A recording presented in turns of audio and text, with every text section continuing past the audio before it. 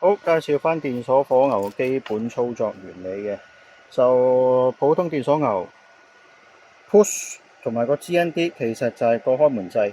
換句話說啦 ，push 同埋 GND 呢兩點 short 埋，等於你撳掣個動作就 short 埋。咁陣間我會攞把剪鉗咧 short 呢兩點。咁就控制啲咩咧？控制電鎖。電鎖顧名思義，梗係有電先會鎖噶啦。咁就而家着燈即係有電啦。磁鎖 drop ball 為例，有電先會鎖噶嘛。咁啊有電啦。而家一陣如果 short 撳掣，即係 short 埋呢兩點，應該咧就會冇電啦。冇電就放啦。咁冇電幾耐咧，就取決呢粒穿碼可以校時間。而家應該大概2至3秒度嘅。OK。咁呢邊咧係我嚟做嗰啲自動門控制嘅，我哋唔需要理佢，唔需要搞。咁啊，基本操作原理就電鎖牛駁個開門掣，咁呢點咧就係磁鎖。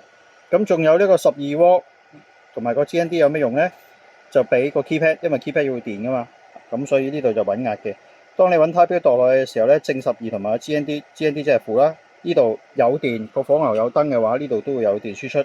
不論你撳乜嘢都好，佢呢度都會穩定輸出12W 穩壓，俾個 keypad 或者啲人面機。咁當然呢隻牛嗰個電流唔會無限量大嘅。咁如果你嗰件器材係需要好大電流嘅咧，就唔好攞呢度電啦，就另外俾隻牛。